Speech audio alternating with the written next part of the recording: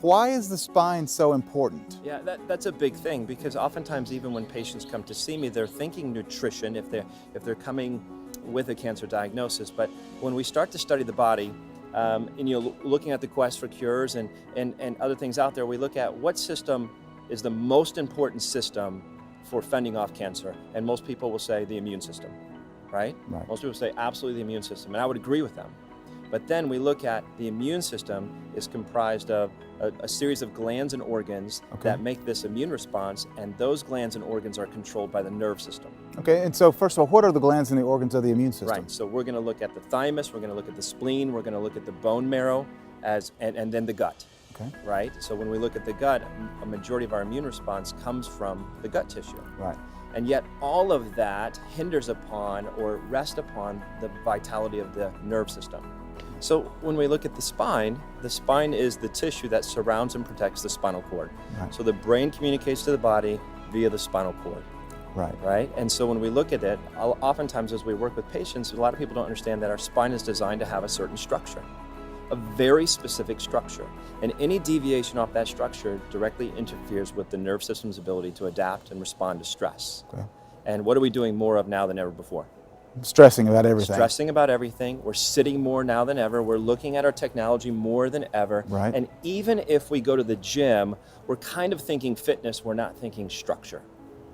So when we look at all the research, some of the most amazing research on the planet's coming out right nowadays, and it says that the nerve system controls the immune system. Okay. And then I tell people, what impacts your nerve system? And they say, everything.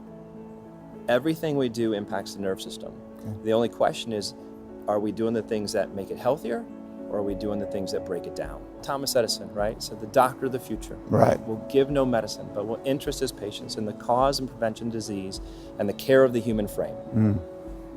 Hopefully that's where we're at now. Keeping your spine healthy and not having nerve impingement is really important, because it's recently been found that having pinched nerves in your spine is actually mimicking a chronic fight or flight state. You know, fight or flight is really good if you have to run away from the dragon or fight the bear or whatever. That's what fight or flight was designed for. That's interesting. Nerve impingement causes you to be in constant fight or flight. Correct. Wow. Correct.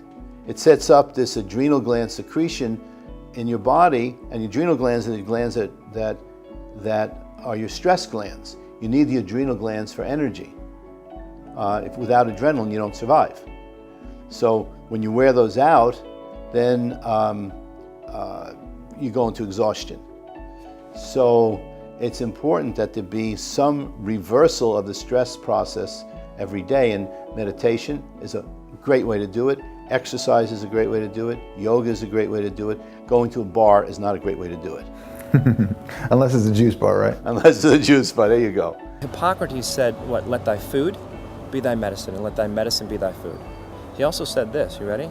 Look well to the spine for the cause of disease. Hippocrates. Yeah. He knew what he was talking about. He did know what he was